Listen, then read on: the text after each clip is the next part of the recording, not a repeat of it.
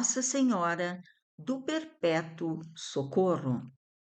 Canal YouTube HL História Legal, do regional para o universal. Aqui do extremo sul do Brasil para o extremo norte, a oriente, a ocidente, para o coração do planetinha. Então estamos aqui com mais um vídeo do canal YouTube HL História Legal, onde nós trazemos para vocês o episódio número 9 de Fazenda Nossa Senhora do Perpétuo Socorro, da websérie Casas, Sítios e Fazendas Antigas nos Campos de Cima da Serra. Então, nós trazemos hoje para vocês aí o último episódio da Fazenda Nossa Senhora do Perpétuo Socorro, contendo a entrevista integral com o senhor Ângelo Pegoraro, que foi administrador da fazenda em 1989 ao 1991, quando Maria de Lourdes Jacques Noronha veio a falecer. Muito bem, então vamos lá para o nosso cafezinho de leitura.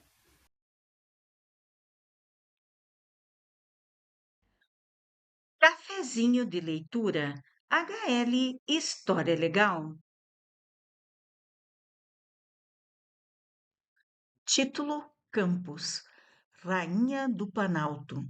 José Fernandes de Oliveira, página 21 e 146.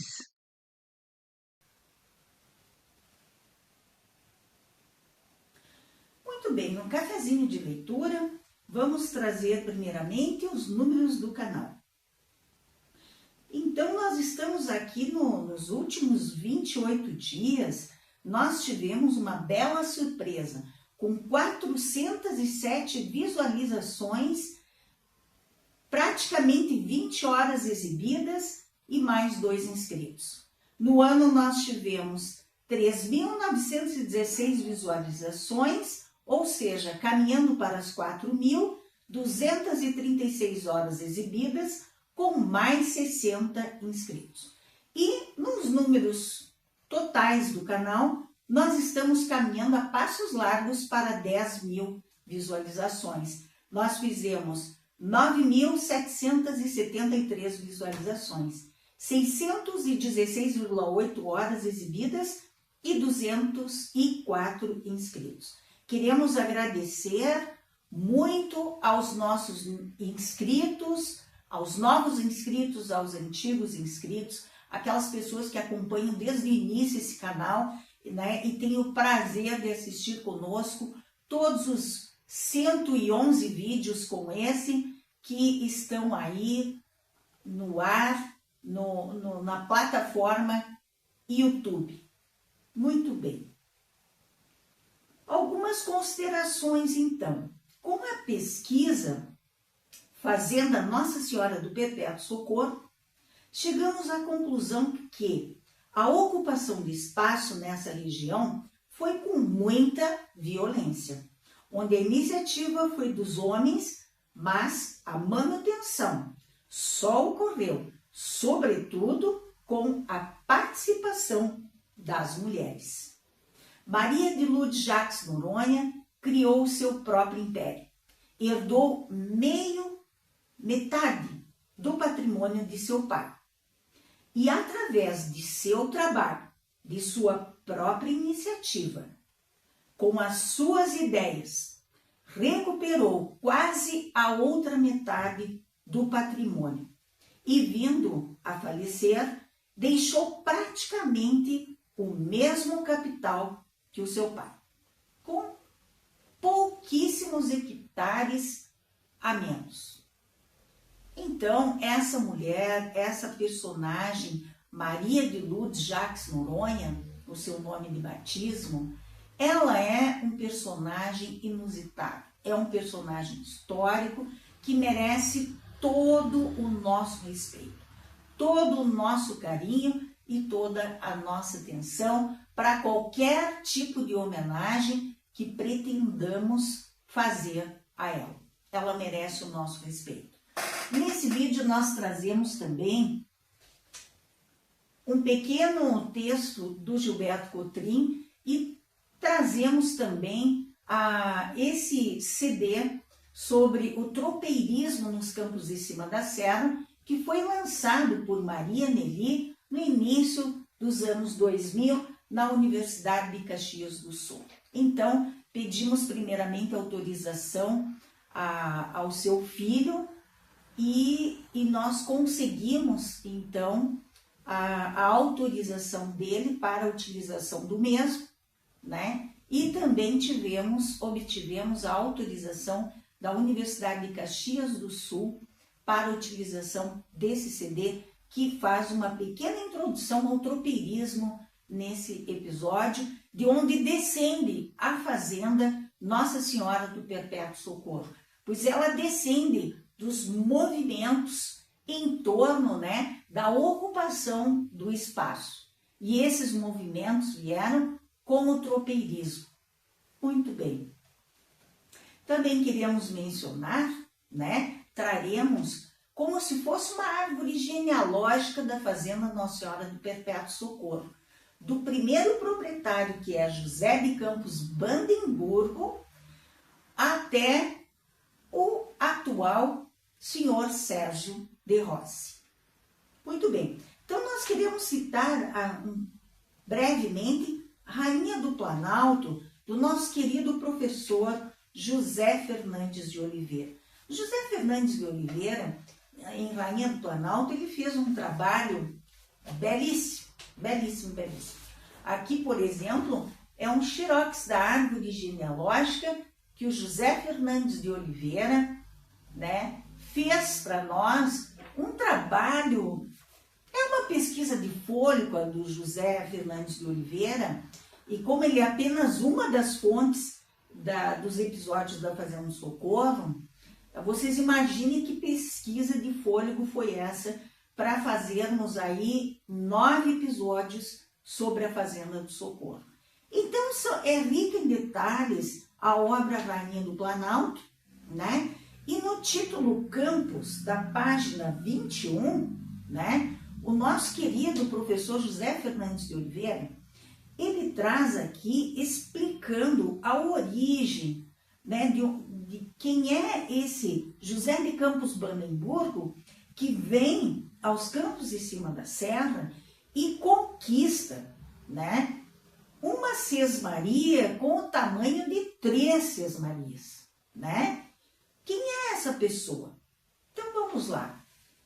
Título Campos, com referência à epígrafe supracitada no volume 4, página 165, da Genealogia Apaulistana, está escrito o seguinte: sobre a origem da família Campos, lemos no livro Vida do Padre Stanislau de Campos, publicado em 1765 em Roma, por um sobrinho do dito sacerdote, que ela descende de Felipe de Vandenborg, nobre belga que, a serviço do seu país, por 2 vezes esteve como embaixador na Espanha, a qual naquele tempo estavam sujeitos os Países Baixos. Na primeira vez, teve bom êxito a sua embaixada junto ao rei, porém na segunda não produziu o resultado que se esperava.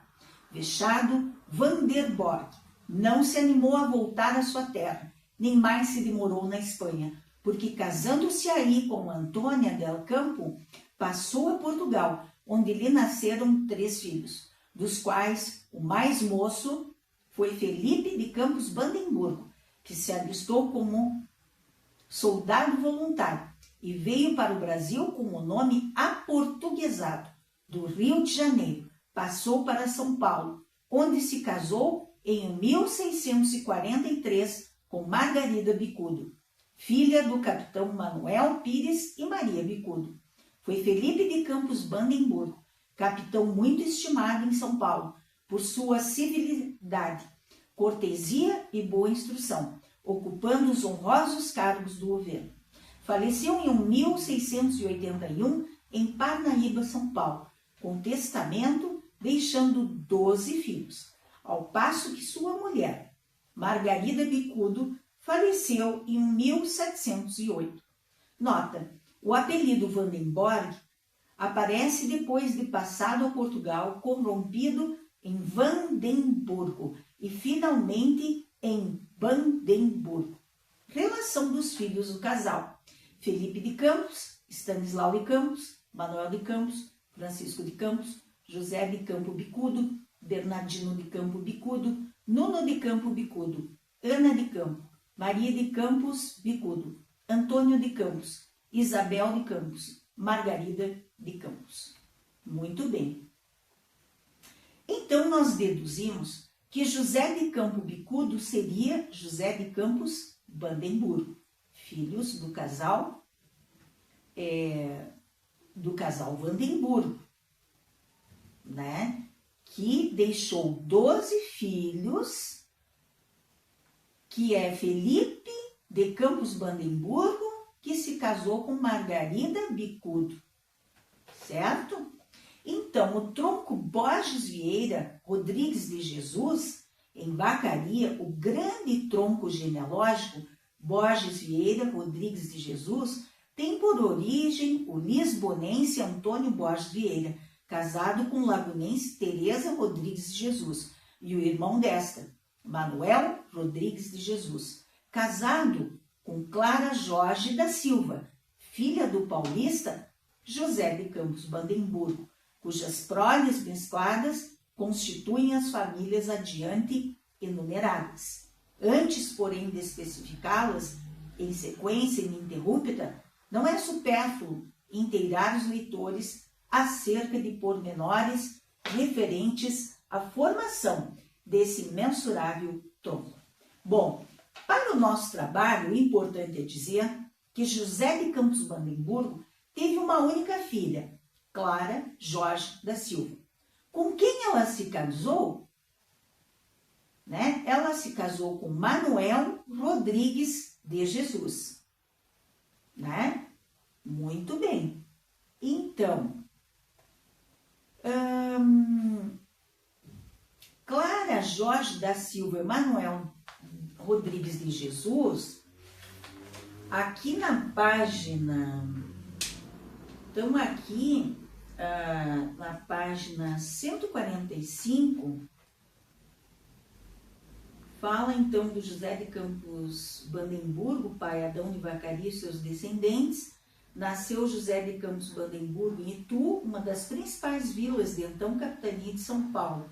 Foram seus pais Dona Margarida de Campos Bicudo e o capitão Domingos Jorge da Silva, sargento-mor de batalhas por serviços prestados contra os franceses, 1711. Bandemburgo casou-se em primeiras núpcias com Escolástica Moreira, natural do Arraial da Barra, em Minas Guaiari, havendo dessa união a filha única, Clara Jorge da Silva. Então, Bandemburgo e Escolástica tiveram Clara Jorge da Silva. Clara Jorge da Silva, que casou-se com Manuel Rodrigues de Jesus, na página 146, tem 9 filhos. A Maria Rodrigues de Jesus, o Gabriel Rodrigues de Campos, José Rodrigues de Jesus, Manuel Elias de Jesus, Amaro Rodrigues de Campos, Inácio Rodrigues de Jesus, Ana Joaquina Rodrigues de Jesus, Leonor Rodrigues de Jesus, Ângela Rodrigues de Jesus. Muito bem, nós pegamos todas as mulheres, a Maria, a Inácia, a Ana Joaquina, a Leonor e a Ângela. E observamos nessa detalhada árvore genealógica que o professor José Fernandes de Oliveira nos deixou e observamos com quem elas casaram. Essas, 1, 2, 3, 4, 5 filhas casaram-se, nenhuma delas com o José Joaquim Ferreira. Então, muitas perguntas, muitas lacunas ficaram na história da Fazenda Nossa Senhora do Perpétuo Socorro. Da onde surgiu José Joaquim Ferreira, que casou-se com a neta de Manuel Rodrigues de Jesus, A neta da Maria, a neta do Manuel Rodrigues de Jesus, deveria ser uma dessas 5 mulheres. Eu pesquisei, mas ninguém se casou, nenhuma delas, com José Joaquim Ferreira. De onde surgiu José Joaquim Ferreira? Quem é essa pessoa que ele casou, que dizem que é a neta, não tem o nome dela? Nos anais da história, nos registros que nós temos, nos vários livros que nós temos e consultamos, não traz o nome dessa mulher. É uma incógnita. É uma incógnita como José Joaquim Ferreira assumiu a Fazenda do Socorro. É uma incógnita. Depois, ele é assassinado por Domingos, que vem a ser o genro de uma das irmãs, né? Diz ali que é o genro de uma das filhas do Manuel Rodrigues, o Domingos.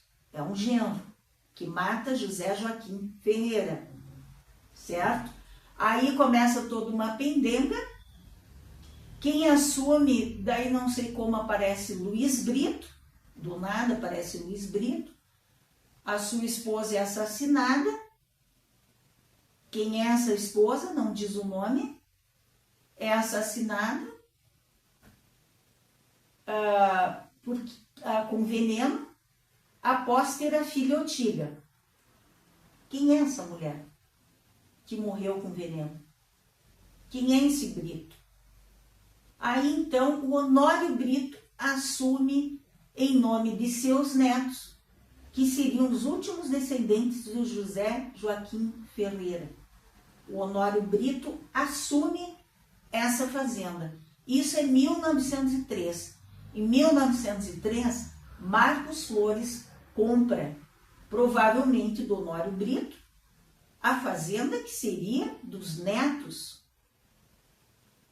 É uma história um pouquinho embrulhada aí nesse meio, que ela clareia somente com a aquisição do Marcos Flores, que resolve deixar toda essa parte de assassinatos, brigas, assassinatos, todas essas questões, né? Todas essas questões são deixadas para trás. E a partir de Marcos Flores, então, começa a prosperar a Fazenda Nossa Senhora do Perpétuo Socorro.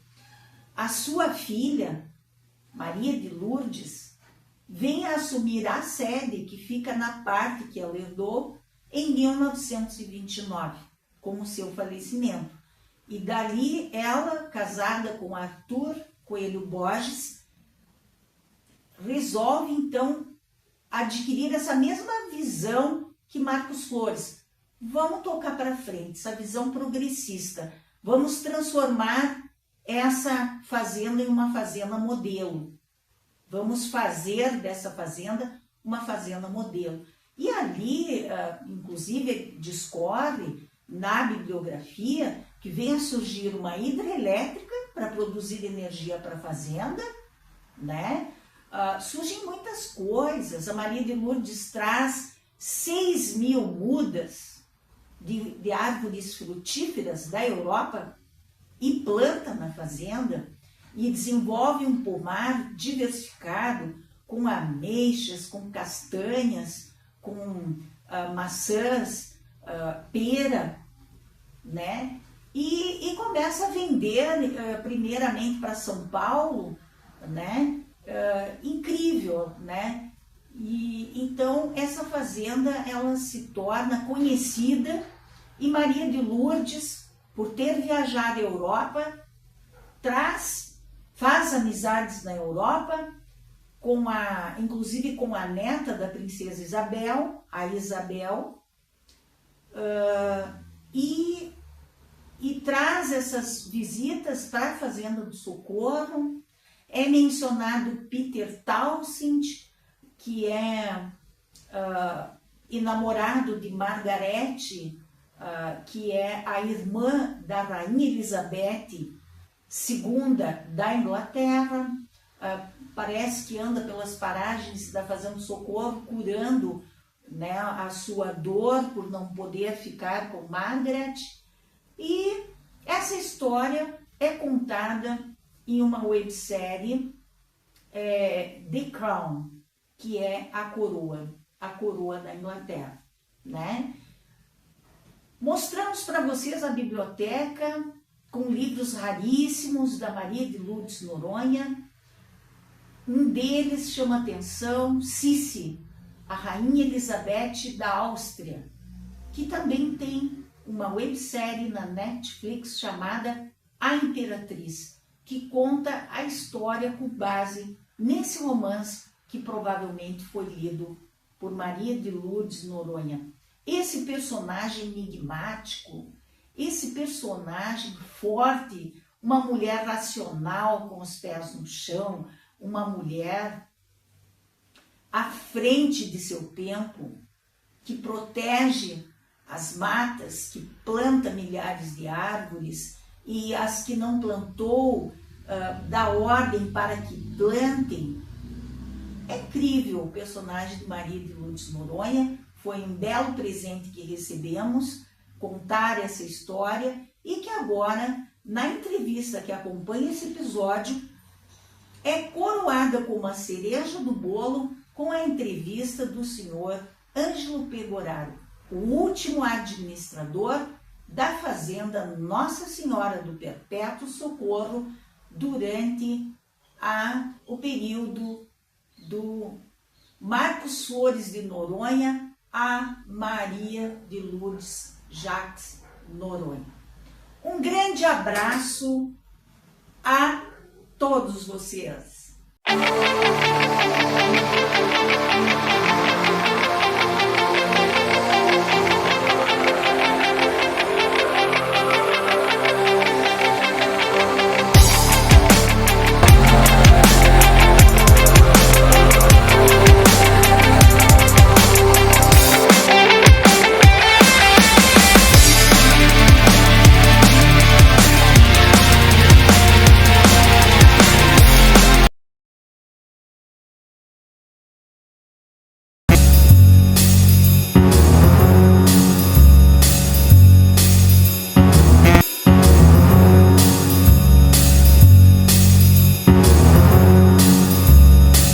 Fazenda Nossa Senhora do Perpétuo Socorro. Casas, sítios e fazendas antigas nos campos de cima da serra. Vacaria, Rio Grande do Sul, Brasil. Episódio 9.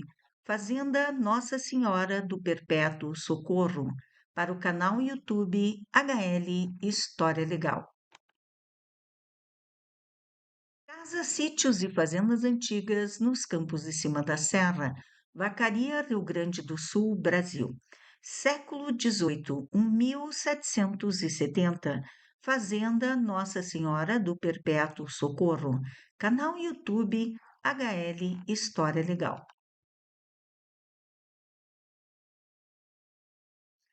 Fazenda Nossa Senhora do Perpétuo Socorro. Primórdios que a originaram. Qual a origem da Fazenda do Socorro? Irismo, homenagem à professora Maria Nelly Ferreira Borges. Então, a partir daqui, apresentaremos alguns trechos do CD produzido pela professora Maria Nelly Ferreira Borges, professora da Universidade de Caxias do Sul, foi nossa professora na licenciatura plena em História, e nós queremos homenageá-la por esse belíssimo trabalho, um resumo do tropeirismo aqui nos campos de cima da serra, que vem a originar as fazendas aqui de Vacaria, Rio Grande do Sul, né, da região dos campos de cima da serra. Então, através da autorização do seu filho Glaucir Ferreira Borges, nos foi permitido apresentar esse belíssimo CD, até para que não venha a morrer, né? Já que já mudou os aparelhos, a maneira de se ler os materiais midiáticos digitais, né? Então, esse antigo CD da Maria Nelly Ferreira Borges faz um pequeno resumo do tropeirismo aqui nos Campos de Cima da Serra, que originaram as fazendas aqui dos Campos de Cima da Serra. Caminho das tropas. A partir do grande fluxo de tropeiros e tropas do Sul para São Paulo, diversos caminhos passaram a cruzar o Rio Grande do Sul, chamados de Caminho das Tropas. No trabalho da pesquisadora Adriana Silva, são chamados de os caminhos que cruzam o Sul. Letra A, Caminho da Praia. Começava nos arredores de Montevidéu, onde havia os criatórios de mulas. Seguia pelo litoral, cruzava o Chuí, o canal do Rio Grande, o rio Mampituba, entrava em Santa Catarina, passava pelo rio Araranguá, Tubarão e Itajaí. Ia até São Francisco do Sul, por onde seguia pelo caminho dos Ambrósios e dirigia-se a Curitiba. Este caminho foi descrito por Domingos Filgueira em 1703, possibilitando a partir daí uma busca alternativa que levasse inclusive a um translado mais seguro e tranquilo para tropeiros e suas tropas. Daí a proposta do Caminho dos Conventos.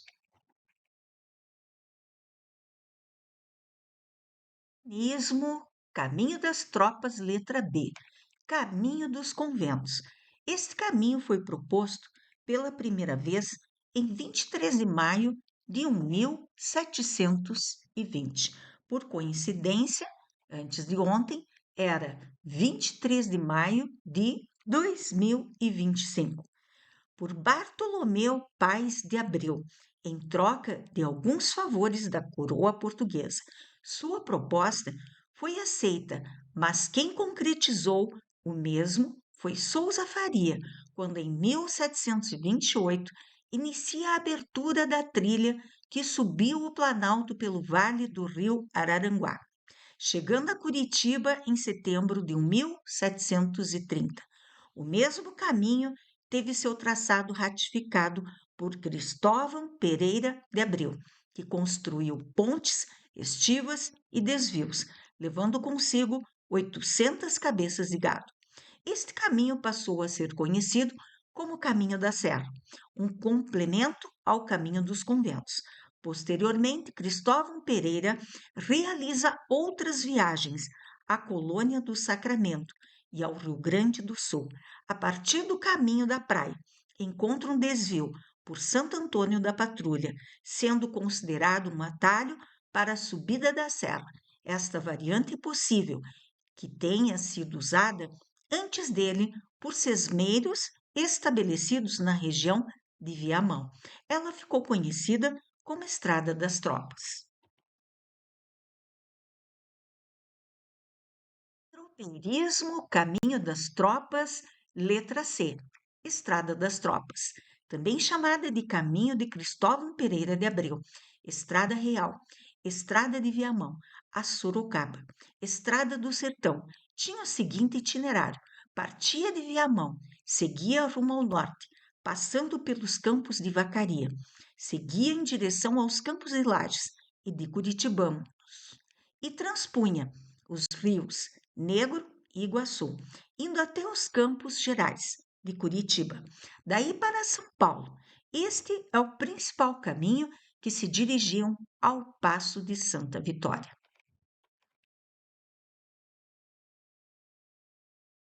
O tropeirismo, Caminho das Tropas.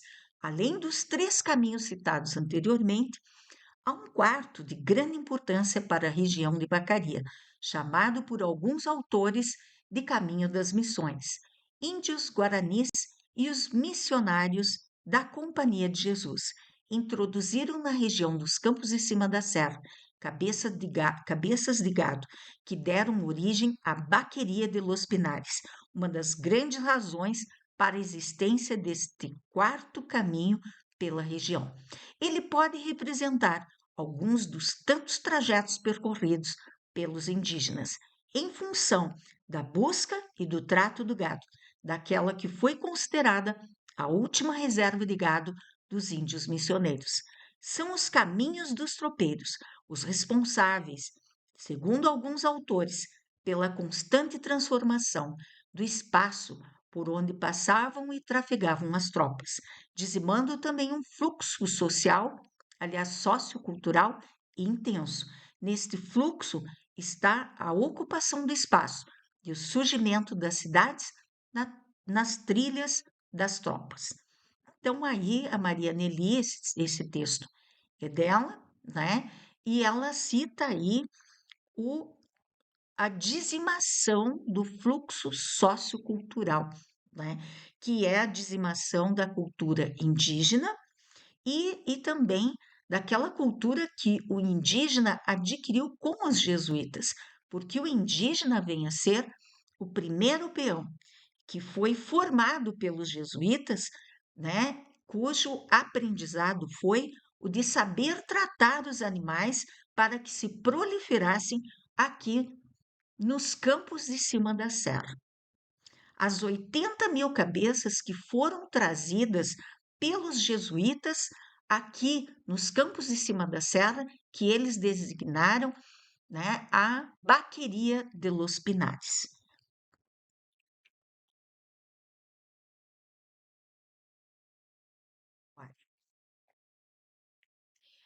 De acordo com Gilberto Cotrim, nas vastas campinas do atual Rio Grande do Sul, a pecuária encontrou condições favoráveis para o seu desenvolvimento, sendo essa a única atividade considerada importante em todo o período colonial, nascendo ali uma sociedade tipicamente pastoril.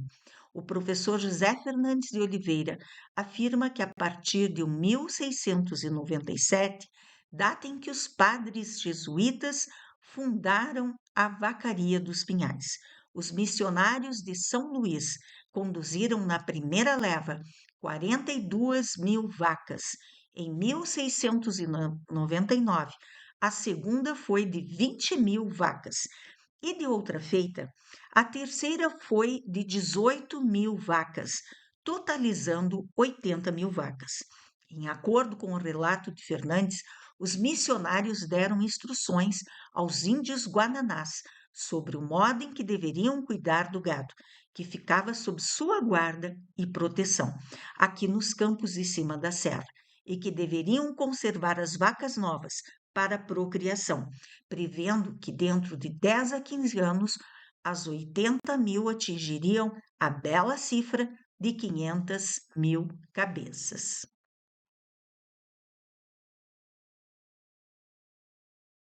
Os pioneiros.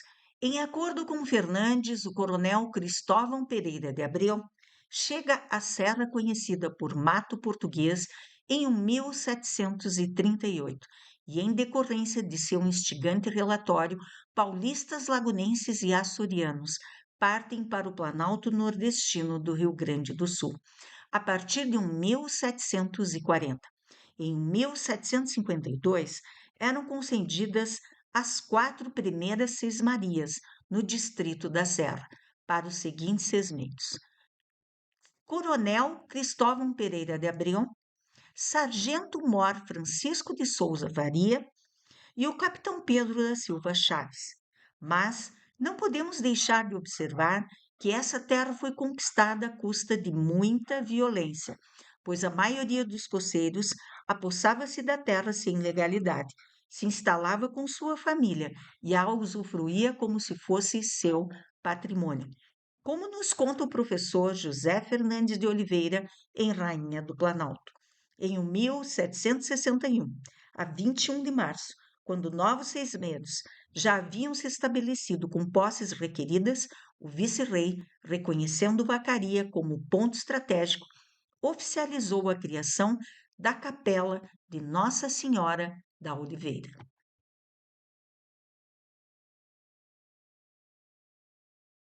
Os pioneiros, na posse de terras não legitimadas anterior ao 1770, José de Campos Bandemburgo requeriu posse a uma área superior a 3 sesmarias, conseguindo o despacho confirmado por José Marcelino em 1770. com a designação Fazenda Nossa Senhora do Perpétuo Socorro, medindo 3 léguas de comprimento por 1,5 léguas de largura. Em 1815, Clara Jorge, única filha de José de Campos Bandemburgo, morre, deixando 9 filhos que herdam sua fazenda, Nossa Senhora do Perpétuo Socorro. Em 1872, a propriedade pertence a José Joaquim Ferreira, devido ao casamento com uma neta de Manuel Rodrigues de Jesus, marido de Clara Jorge. Mas, em nossas pesquisas, vasculhando a árvore genealógica, observando todos os casamentos das netas desse casal, Clara e Manuel, não encontramos vestígios de José Joaquim Ferreira. Quem seria ele? Teria Manuel se casado em segundas núpcias, tido filhos e netas? Então não estaria mais a propriedade em mãos dos Bandemburgo, e sim dos descendentes de Rodrigues de Jesus. Fazenda Nossa Senhora do Perpétuo Socorro, linha do tempo.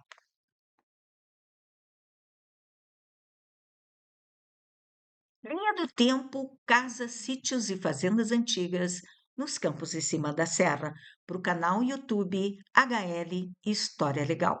Século XVII. O ano é 1697. Em 1697, os padres jesuítas fundaram a Vacaria dos Pinhais. São conduzidas na primeira leva 42.000 vacas. Século XVII. Em 1699, é conduzida a segunda leva com 20.000 vacas e de outra feita 18.000 vacas, totalizando 80.000 vacas. Século XVIII, 1738, Coronel Cristóvão Pereira de Abreu chega à Serra, conhecida por Mato Português. Século XVIII, o ano é 1740, paulistas, lagunenses e açorianos partem para o Planalto Nordestino do Rio Grande do Sul. Século XVIII, 1752, são concedidas as 4 primeiras sesmarias. Século XVIII, 1761, 21 de março, o vice-rei oficializa a criação da Capela de Nossa Senhora da Oliveira. Século XVIII, 1770, José Campos de Bandemburgo oficializa a posse da estância, conhecida como Nossa Senhora do Perpétuo Socorro.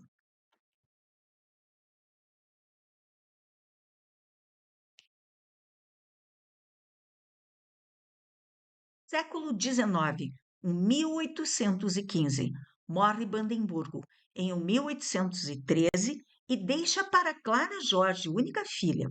Em 1815, morre Clara Jorge, deixando 9 filhos que herdam a Fazenda do Socorro. Século XIX, 1872, a propriedade pertence a José Joaquim Ferreira, devido ao casamento com uma neta de Manuel Rodrigues de Jesus. Século XX, 1903, a Fazenda do Socorro é palco de acontecimentos lastimáveis, suposto assassinato por envenenamento da esposa de Luiz Brito. Século XX, 1903, a administração da Fazenda do Socorro passa às mãos de Honório de Brito, em nome de seus netos, Luiz e Ieda, últimos descendentes de José Joaquim Ferreira. E nesse mesmo ano, no século XX, em 1903, a Fazenda do Socorro é comprada por Marcos Flores de Noronha. Século XX, 1929, falece Marcos Flores Noronha. Herdam Maria de Lourdes Noronha e Abelardo Noronha. Proprietários da fazenda em 1770, estabelecidos desde 1753. José de Campos Bandemburgo, Escolástica Moreira. Herdeiros da fazenda em 1813, morre Bandemburgo.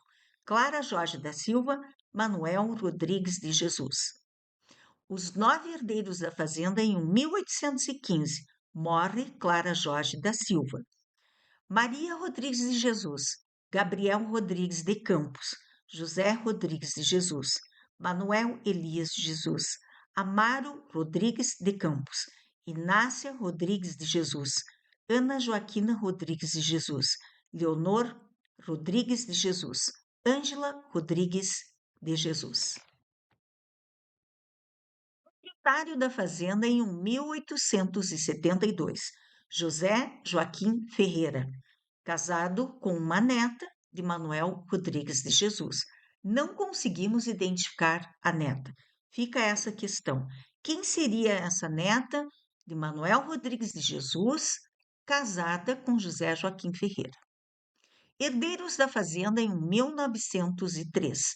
Honório de Brito administra a fazenda em nome de seus netos, Luiz e Ieda, últimos descendentes de José Joaquim Ferreira, e a vende para Marcos de Flores Noronha. Então, os netos de Honório Brito, Luiz e Ieda, em 1903, herdam a fazenda. E, através do administrador, provavelmente, é vendido para Marcos Flores Noronha. Proprietário da Fazenda do Socorro em 1903, Marcos Flores de Noronha e Josefina Jacques Noronha.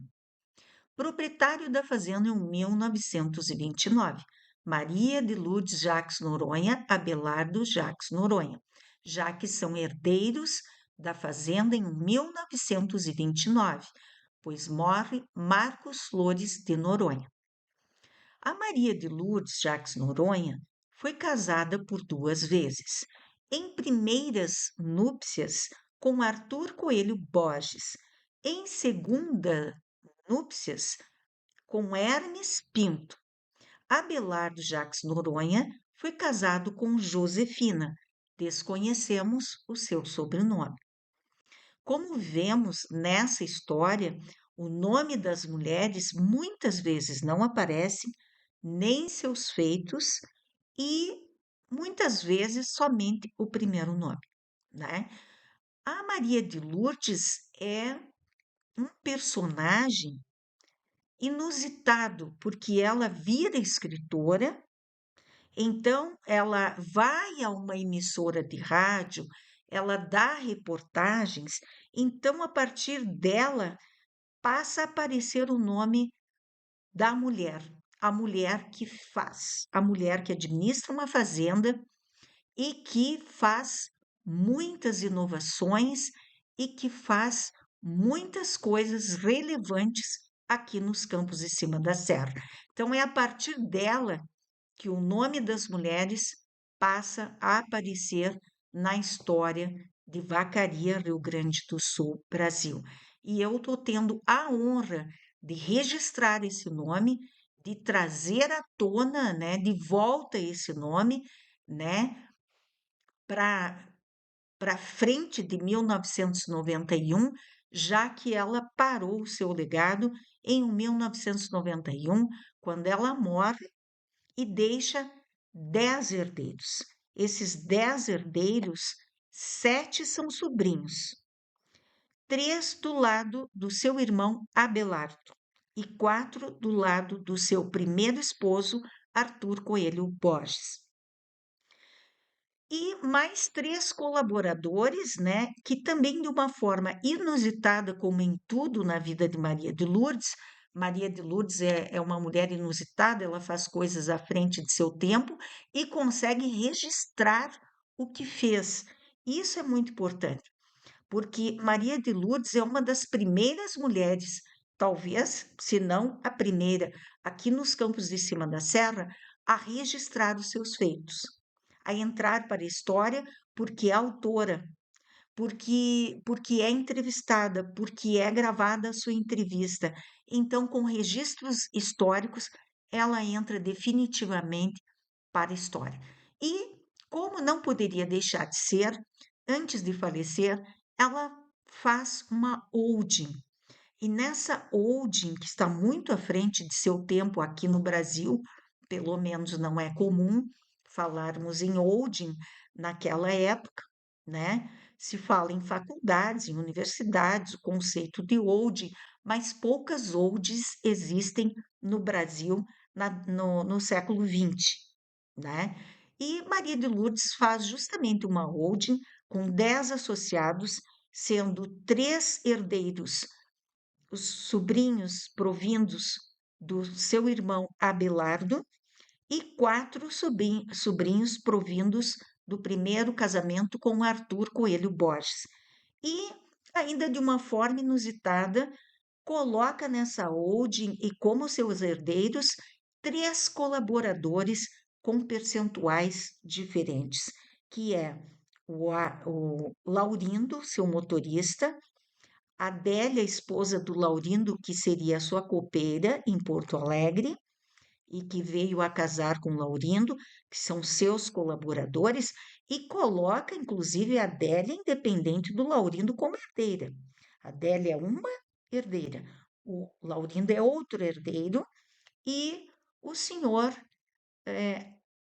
Ângelo Pegoraro, né, que era o administrador em 1991, né, a partir de 1989, ele começa a administrar a fazenda e Maria de Lourdes também o contempla por ter sido um colaborador que, mesmo pouco tempo de atuação, atuou muito, digamos, de forma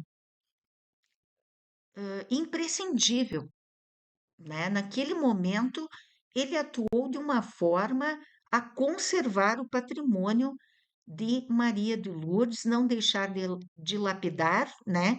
E expandiu, né? Esse patrimônio.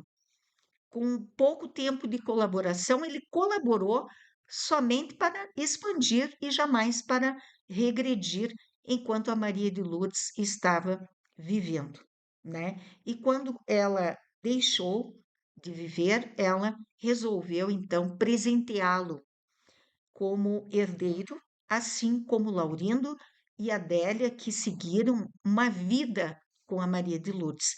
Laurindo e Adélia eram verdadeiros companheiros da Maria de Lourdes quando ela veio a viuvar pela segunda vez do senhor Hermes Pinto. Então, dali para frente, Maria de Lourdes se torna sozinha, autônoma, né? E o Laurindo e a Adélia fazem companhia, são seus companheiros fiéis, né? E eu apelidei, inclusive, o Laurindo como fiel escudeiro da Maria de Lourdes Noronha e, inclusive, o guardião do seu acervo histórico documental.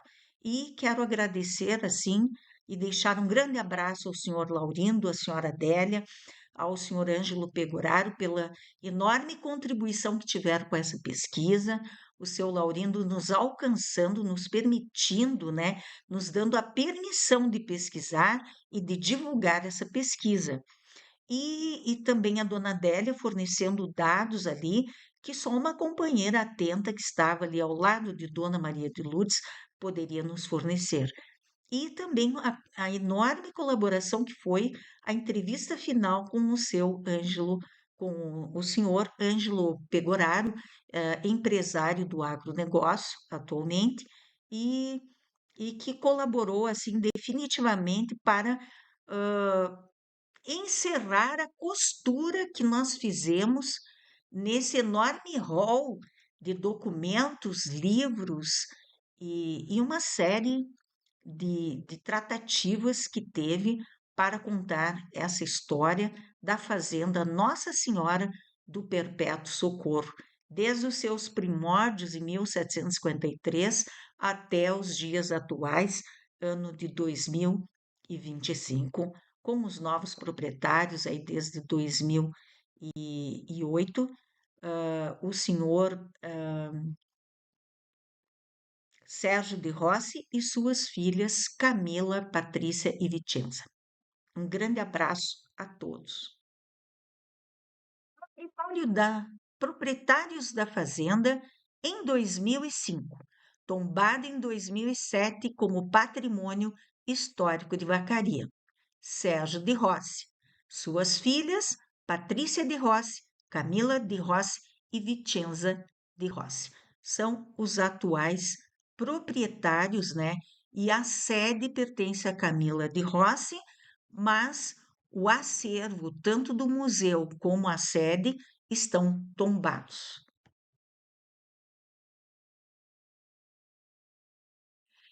Linha do tempo, casas, sítios e fazendas antigas nos campos de cima da serra. Muitos anos depois. O ano é 1986.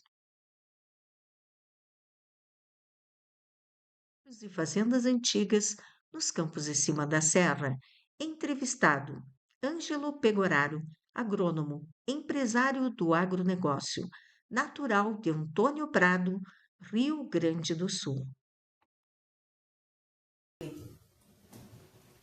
Canal YouTube HL História Legal, do regional para o universal.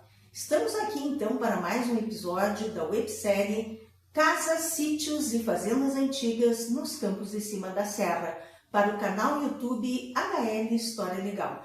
Estamos entrevistando o Sr. Ângelo Pegoraro e vamos pedir para que ele então se identifique. Bom, eu me chamo Ângelo Pegoraro, eu sou engenheiro agrônomo e trabalho principalmente com agricultura e pecuária. Eu sou presidente da cooperativa Tritícola aqui de Vacaria já há muitos anos. Estamos aqui em Vacaria há bastante tempo. Nasci em Antônio Prado, fui prefeito dessa cidade de 2000 a 2004, com muito orgulho, né? E tenho minha vida profissional toda dedicada aqui no município de Vacaria. Então, seu Ângelo, quando que o senhor conheceu a Fazenda do Socorro e, assim, qual era o seu relacionamento inicial com a fazenda? Bom, a fazenda, o início de tudo, né, do meu relacionamento em relação à fazenda, se deu através de um primo meu que lidava com animais e tal, trabalhava para a fazenda. E um belo dia eu fui lá, né, fui na fazenda e olhei aqueles campos e tal, e dizia para ele, isso aqui era bom a gente fazer uma agricultura também, né?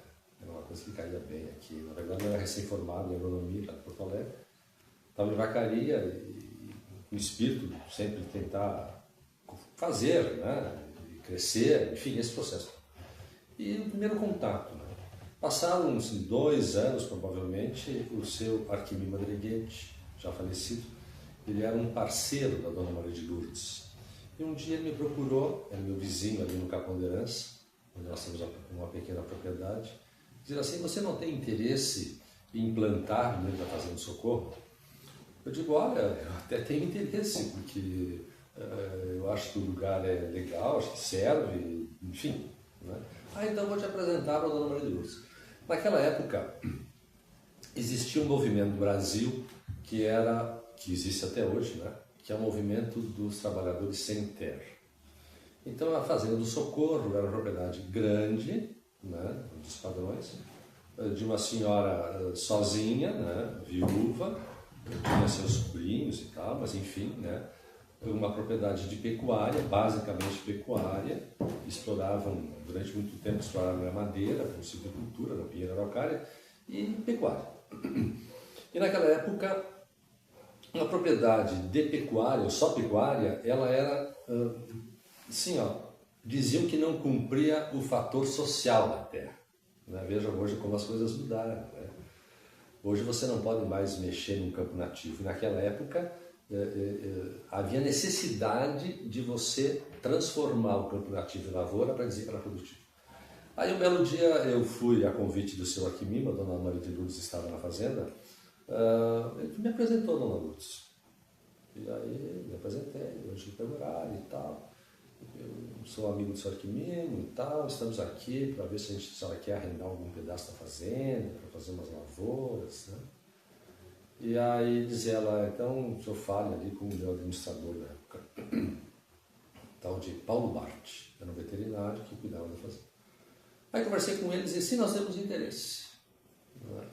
E aí então arrendei 35 hectares, os primeiros 35 hectares dentro da fazenda. Plantamos naquela época trigo morisco e foi uma relação, em termos de arrendamento, no início das questões das pastagens, né?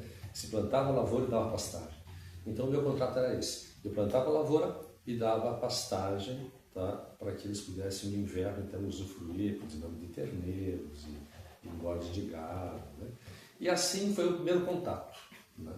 E tudo isso ocorreu porque, como eu disse anteriormente, naquela época o movimento sem terra era uma coisa que estava pulsando no país, né? E a dona Lourdes, sempre muito atualizada, ela sentia de que havia necessidade de transformar parte dos campos em agricultura para justificar, segundo os padrões da época, justificar o apelo social, a questão social da terra. Hoje, para aquelas pessoas que não sabem, né, hoje se você mexer um campo nativo nesta região, você é penalizado. Você não pode abrir uma área de campo nativo sem ter autorização, né? E naquela época isso foi fundamental, né? Quando o INCRA veio na fazenda e tal, vistoriar a propriedade, eu estar lá fazendo isso. Dito e feito, em 1900 isso foi em 86, em 1989, 90, por aí, o movimento sem terra se acampou em frente à fazenda, né? Queria uma desapropriação da fazenda do Socorro. O INCRA esteve lá, acompanhei eles em toda a fazenda e tal, e eles me relataram que só não foi desapropriada a propriedade naquele momento porque existia a agricultura que eu fazia lá dentro, né? Que já estava assim numa área bem maior e tal. Isso justificou a não desapropriação, né? O que o senhor plantava lá? Nós começamos plantando uma área pequena de trigo morisco, que hoje praticamente nem se planta mais, né? Por causa da época, que foi o início do trabalho, né? Que foi lá em outubro, né? De 85 para 86. E depois então foi soja e milho, mas basicamente soja. E nas restevas de soja a gente fazia lá as pastagens e entregava então as pastagens para que o pessoal da fazenda usufruísse. Então eu, arrendatário, plantava, usava no verão e entregava a pastagem feita, né, para eles usarem durante o inverno. Esse era o mecanismo da época. Então o senhor falava do senhor Paulo, né, Bart? O Paulo Bart foi um administrador durante alguns anos, ele era veterinário, né? Ela sempre teve pessoas, ou veterinários, ou agrônomos, envolvidos na fazenda. Para você ter uma ideia, na década de 70, ela tinha um veterinário e o cara viajou para Nova Zelândia, Austrália, né? E trouxe tecnologias que hoje a gente usa aqui na nossa região e lá atrás ela já usava, né? Melhoramento de pastagens, trevo, colchão, azevém, fazer feno, dar feno no inverno para os animais, né? Desmame interrompido das vacas, a venda do terneiro, tirava da vaca mais cedo, dava comida para a vaca ter mais prenhez. Quer dizer, as tecnologias que hoje se usam, né, e que muitos acham que é muito recente, dentro da Fazenda do Socorro, a Maria de Lourdes já tinha isso há 50, 60 anos atrás. Pode-se dizer que ela estava à frente do seu tempo, assim, na administração da fazenda, no caso. Como era uma pessoa que culta, viajava muito, e naquela época não é como hoje que você pega um avião e vai para a Europa, né? É tudo mais difícil. Mais difícil. E ela então, fazia essas viagens, e como ela era muito ligada com o setor agropecuário, ela sempre ia e aprendia, e trazia, e falava sobre isso, né? Por exemplo, tu pega a plantação de batatas, né, que aqui faz alguns anos que é bem difundido, né? Mas em 1960 e poucos ela trazia semente de batata da Europa para plantar na fazenda. O senhor sabe de que país lá? Eu não sei, ela me disse que uma época o governador era o Brizola e chegou no porto as batatas e tal, né? E aí então o aspecto fitossanitário, essas coisas todas, né? E no fim da história teve que pedir ajuda para o governador para liberar a carga e tal, para plantar, e realmente conseguiu fazer isso, né? Então você veja que hoje é uma atividade importante para a região. Com certeza. Né? Bom Jesus, ausente, enfim, a vacaria também. Também, né? E é relativamente, para muitos, uma coisa recente, né? Uhum. Mas lá na Fazenda do Socorro, em 1960 e pouco, se plantava batata, né? Trazendo sementes, legal, né? trazendo sementes da Europa. Né? As mudas de maçã, a Patrícia de Rossi comentou alguma coisa que ela teria trazido as primeiras mudas As de primeiras maçã. mudas de pera, Ah, de né, de pera. Ela tinha uma coleção de mudas de pera e de ameixa. Tanto que a Embrapa, enquanto eu trabalhava lá, a Embrapa foi lá, catalogou e tal, usou material, né? Até lançar uma variedade de pera e homenagear a Marie Lourdes com o nome, né? Então ela tinha essas coisas de tentar encontrar sempre alguma alternativa nova, né, que pudesse também ser uma coisa rentável. uma inovação, né? Então ela era muito, nesse sentido, muito empreendedora. Queria fazer, né, e queria que as coisas dessem certo. Então, quando eu entrei em 89, ela realmente era uma pessoa exigente, né? A primeira coisa que ela me entregou foi uma espécie de num quadro moldurado, as regras da Fazenda do Socorro. Ah, tinha isso. Tinha as regras. Como o peão tinha que se vestir na fazenda, o que podia fazer, o que não podia fazer, o que não sei o que, tá? E isso é a primeira coisa que ela me entregou. Tá aqui. Tá? Então era Então assim. os peões iam mais ou menos uniformizados? Sim, tinha o traje, não podia andar sem camisa, tinha que andar de bota, você tinha, era uma estância que ela queria que se andasse com uma coisa de uma estância. Né? Não tinha muita história. Bem organizado, né? Bem, não, realmente Não muito podia organizado. ficar desleixado lá. Pra você ter uma ideia, a fazenda, hoje eu não sei se tem ainda, né? Porque faz muitos anos que eu lá não vou. Mas nós tínhamos o Diário da Fazenda desde 1930 e poucos, tá? Todos os dias, o capataz, ou a esposa do capataz, ou alguém, redigia o que era feito na propriedade. Né? Na minha época, o capataz era seu Eli Reck. Todos os dias, a dona Iracema, que era a esposa dele, escrevia no diário tudo o que se fazia na fazenda. Isso era uma regra da fazenda. Né? Então, isso é uma documentação interessante. Muito interessante, Eu, sinceramente, né? não sei se ainda existe por lá ou não, né? Mas contava a história do dia a dia da propriedade. Muito interessante, né? Você imagina você pegar um livro de 1940, E saber o que eles estavam fazendo. o ano de Contando. 1940, e todos os dias um diário, né, das atividades Eles lidavam com gado que também. os peões faziam com o gado, quando banhavam, se trocavam de invernada, como é que era feito isso, aquilo, Muito organizado. tudo registrado, né? Então ela sempre teve esse intuito assim, de organização e de preservação dessas coisas. Então a gente, enquanto eu trabalhei com ela, isso era uma coisa levada muito a sério. Né? O cuidado com a propriedade, ela não admitia um vidro quebrado, um pátio sujo, tudo tinha que estar tudo muito organizado. Né? E a gente mantinha isso dessa forma, a verdade é essa. Né? Então a fazenda tinha assim, ó, era muito interessante porque você, independente do dia que você chegasse na propriedade, né, tudo estava organizado. E se alguém, por exemplo, se ausentasse, podia ir no diário e ver o que ele fez ontem. Aí sim, o que eu preciso fazer hoje, né? Há Ah, uma continuidade daí. E como né? ela morava em Porto Alegre, né, antes assim, uma das formas de controle que ela tinha era através do diário, né? Porque ela vinha, eventualmente, deixava determinado e pedia o diário, dava uma olhada, o que fazia, o que não fazia, né? Então ela realmente tinha esse cuidado.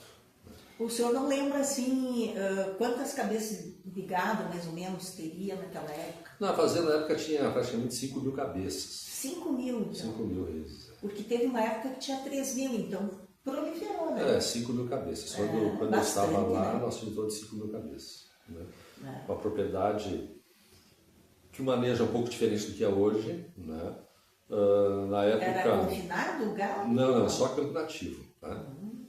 Mas as grandes propriedades de vacaria da região, elas tinham uma região, uma parte da propriedade é de serra. Né? Nós lá tínhamos aquela serra que dá para o Rio Pelotas. Então, o que a gente fazia na época? As novilhas de sobreano, porque os terrenos eram vendidos, né? As novilhas de sobreano, a gente no mês de março, a gente banhava dava vermífugo, vacinava contra a raiva e tal, e soltava naqueles matos, na beira do rio, soltava o gado ali, né? E aquele gado simplesmente passava o inverno, você nem enxergava mais o gado, né? E aí lá para o mês de outubro... E tinha alimento suficiente, assim? Sim, porque no mato, o que acontece?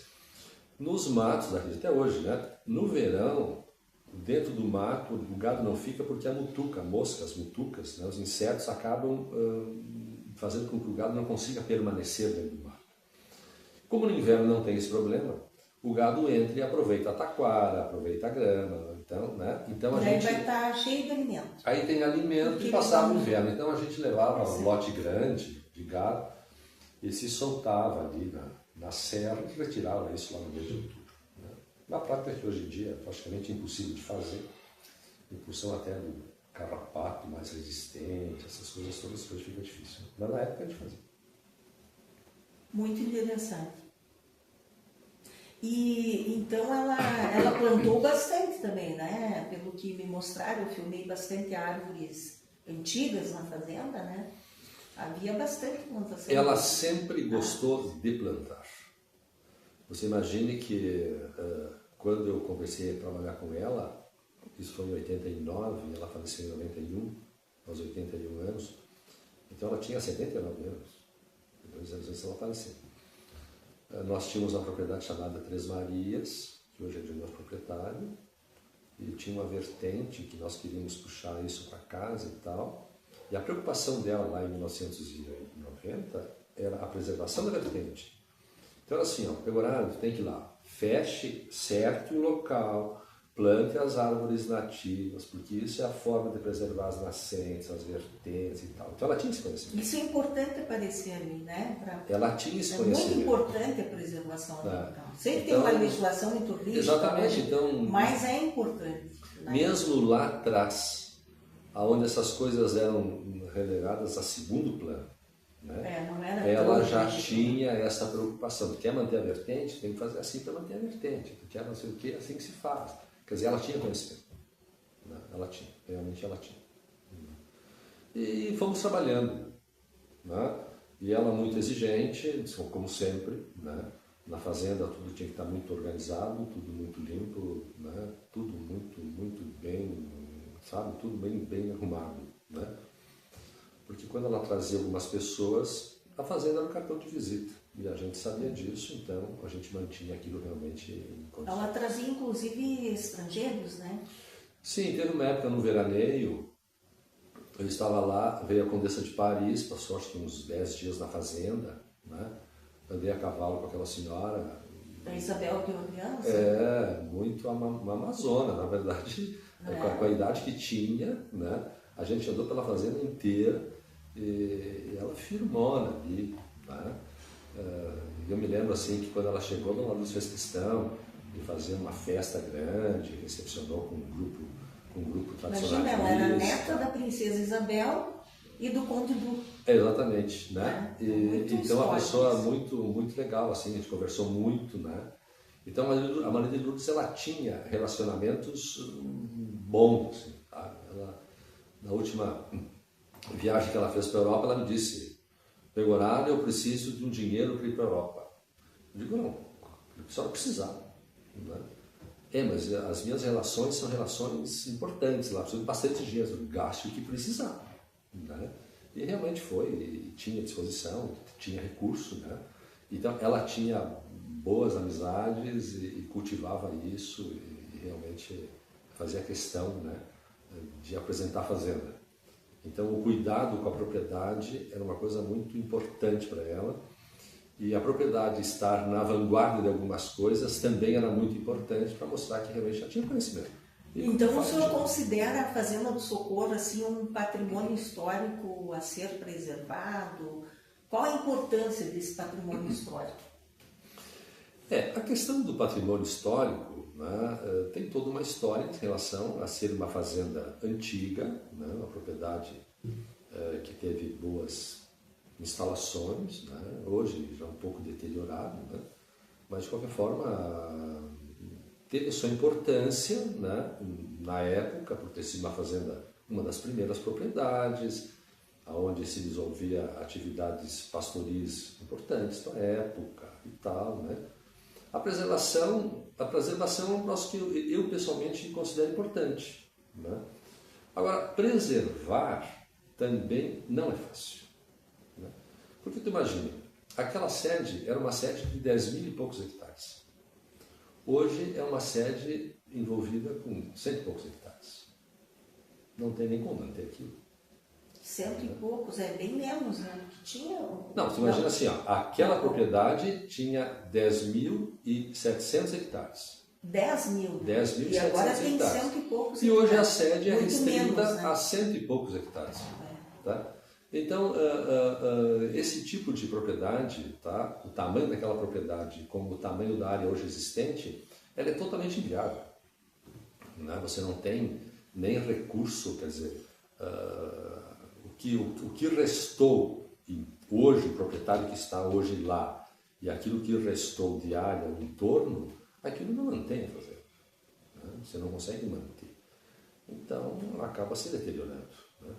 A propriedade, para você manter como aquela ali, você tem que ter recurso, tem que ter gente restaurando, não é demolindo nada, mas é conservando, restauro é caro, mantendo. né? Restaurar é uma coisa cara, né? Teria que ter verba pública, talvez, não? Mas É muito difícil hoje, isso, né? Porque o patrimônio tombado no Brasil, você não consegue dinheiro público. E a Patrícia me garantiu que está tombado pelo município e pelo Estado. Eu não sei, né? Enfim, que seja, né? Mas recurso não vem, né? Então, não vindo recurso, a tendência é simplesmente as coisas, né, indo, se deteriorando, né? Você imagina que a tradição nossa aqui são galpões e casas e tal. Se bem que na Fazenda do Socorro você tem uma parte da alvenaria e a parte de madeira, né? Mas muita coisa de madeira. Então, a conservação de prédios de madeira, tá? Depois de tantos anos, realmente é complicado. Mesmo que dure, Mesmo já que durou dure. bastante, Eu tenho uma parte, por exemplo, não vai da durar Fazenda... tanto mais, né? parte da Fazenda do Socorro, que era considerada a parte de granja, hoje é de minha propriedade.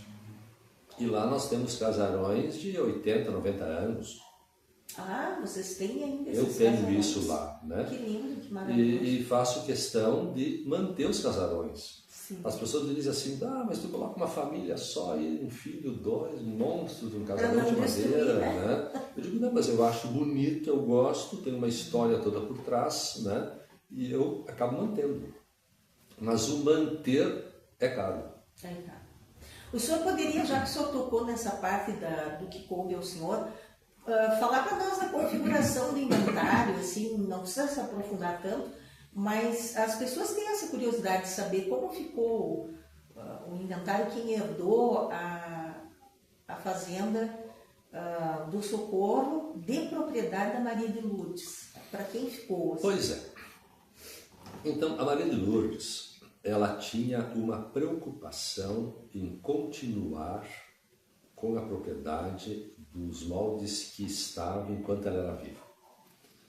Então, hoje em dia, a gente fala em holding familiar. Né? Na época, isso em 1980 e poucos, ela montou uma holding. Que as pessoas acham que é uma novidade hoje, uma holding. Tá? E lá em 80 e poucos já era uma holding, né? Onde ela pegou o patrimônio da pessoa física, montou uma pessoa jurídica, né? E a Agropecuária Socorro Limitada, e fez uma holding. E com o falecimento dela, ela estipulou um percentual do seu patrimônio para cada herdeiro dentro desta holding. Então todos faziam parte da holding. Todos faziam parte da holding. Né? Nem todos os sobrinhos queriam ou concordavam em manter a holding, né? E trabalharam para que isso fosse dissolvido. E se chegou num ponto, então, que a holding acabou sendo dissolvida, né? Cada um foi pegando um quinhão aqui, um quinhão ali, uma divisão que ocorreu. O fato que foi diminuindo daí, né? E aí se diluiu, e hoje a propriedade já não é mais aquilo que ela era, hoje tem ela foi subdividida, né? Mas naquela época, então, ela deu parte para os sobrinhos do primeiro marido, do Dr. Coelho Borges. Eram 4 sobrinhos, por parte do marido, que foram contemplados. Foi contemplado também os 3 sobrinhos de sangue dela, que era do irmão, os filhos do irmão dela, o Do Abelardo, Noronha. Foram contemplados também o Laurindo e a Adélia, que foram as pessoas que a vida toda acompanharam a Maria de Lourdes. E eu, por satisfação, né, quando abri o testamento, lá estava eu também incluído no testamento, com um percentual. Né? E o objetivo dela era exatamente esse. O objetivo era que, tanto que ela me nomeou o primeiro administrador dessa Agropecuária Socorro, dessa holding, né? E depois das Assembleias Gerais e tal, com a intenção de todos os sócios, foi no sentido de cada um buscar o seu caminho e tal. Né? Quem ficou com a sede foi o João Carlos? Quem ficou com a sede foram os 3 irmãos Noronha, que eram os sobrinhos dela, filhos do seu Abelardo. Depois eles acabaram se dividindo entre eles, e quem ficou com a sede, então depois da divisão dos 3 irmãos, foi o João Carlos Noronha, que depois veio a vender essa sede. Né? Que aí vendeu para o Sérgio Rossi? E aí vendeu para o De Rossi. É daí que vem a venda. Exatamente. Sim. E aí estamos aí. Né? Aí estamos no momento onde a propriedade ainda existe algumas pendências, algumas pendengas judiciais e tal, né? Mas enfim, uma propriedade de 10.700 hectares que foi subdividida. Esses 10.700, o senhor tinha comentado comigo que foi devido ao objetivo dela de chegar à mesma quantia que o pai dela tinha, né? Quantos hectares tinha o pai dela antes de falecer? Eles tinham uma sesmaria. Uma sesmaria eram 13.500 hectares. Tá? E a fazenda originalmente era 13.500 hectares. Então foi dividido ao meio, né? Aí com a morte do pai dela foi dividido ao meio, uma parte ficou para o irmão e outra parte ficou para ela. E ela sempre quis recompor aquilo que ela tinha. Aqueles 13 mil. Os 13 mil. Tá? E comprou muita terra, né? Comprou terras e por falta de auxílio, na verdade, nem por falta de dinheiro, mas por falta de auxílio de alguém que se encostasse ali e quisesse realmente fazer progredir, crescer e melhorar, ela não comprou mais. Né? Então foi comprar no Uruguai, comprou uma fazenda Santa Sofia lá no Uruguai, uma propriedade de 4 mil. Essa é ela que comprou lá no Uruguai. Ela comprou no Uruguai. Ela comprou uma propriedade, ela sempre lidou também com madeira, né, com uma sociedade Corquimim Modreguete, e ela comprou uma propriedade em Rondônia, né, eram 30 mil e poucos hectares, e lá acabou perdendo absolutamente tudo. Né? O governo desapropriou um pedaço, aí acabou dando uma procuração para um advogado, um parente, enfim. E no fim da história, os 30 mil e poucos hectares se sumiram e evaporaram. O lado né? norte foi assim. Perdeu tudo. Porque é difícil lá no norte, né? A gente tem notícia de outras pessoas. Mas o fato é que a Maria de Lourdes, ela era muito queria fazer, desejava fazer, tinha conhecimento para isso, mas era aquela história, né? Mulher, sozinha naquele tempo. Tá? Naquele tempo, então dependia desse ou daquele outro, né? Muita gente se aproximava só para pegar o dinheiro, né? Circulou muito recurso, muito dinheiro no ciclo da madeira. É uma fazenda que cerrou milhares e milhares e milhares de pinheiros, né? Aquilo era coberto de pinheiro. Então, realmente tinha muito dinheiro. Né? E muito dinheiro de uma pessoa viúva. Né? Já numa certa idade. Uma certa idade, dependente de outras pessoas. Né? Então, na verdade, ela não teve muita sorte, né? No sentido de ter um sucessor que tocasse mesmo, sobrinhos que realmente assumissem aquilo e tocassem. Né? Recurso tinha. Daqui a pouco não tinham capacidade, sei lá qual era o problema. Mas o fato é que nunca deu muito certo com os parentes. Né? E aí, quando eu assumi a fazenda tinha uma ainda propriedade importante e tal, e coisa, mas menos recurso. E começamos a trabalhar. O objetivo era trabalhar, né? E fazer com que a fazenda voltasse a ser aquilo que ela sempre quis que voltasse a ser. Então eu me lembro que lá no Uruguai a fazenda estava praticamente despovoada quando eu assumi, e depois de um ano, a gente começou a comprar um gado e tal, e ela foi lá, levei ela, teneirinho nascendo, vaca dando cria, a propriedade pulsando, né? Ela até se emocionava muito por isso, né? Porque ela via que a fazenda começava a respirar de novo, né? E por tudo isso, pelo trabalho, pelo ver que estava dando certo, né? Ela me incluiu no testamento, quer dizer, uma coisa meio inédita, né? Porque eu não era parente, eu era empregado. Mas talvez por ver o seu afinco em fazer o seu trabalho. Exatamente. E hoje, olhando para trás, tá? Eu diria assim, ó, que eu fui até um pouco duro com a Maria de Lourdes, né? Duro no sentido de, tu imagina, eu tinha 20 e poucos anos, tá? Ela 80. Isso em que época o senhor tinha 20 e poucos anos? Eu assumi a fazenda, eu tinha 29 anos, Olha só, bem jovem. né?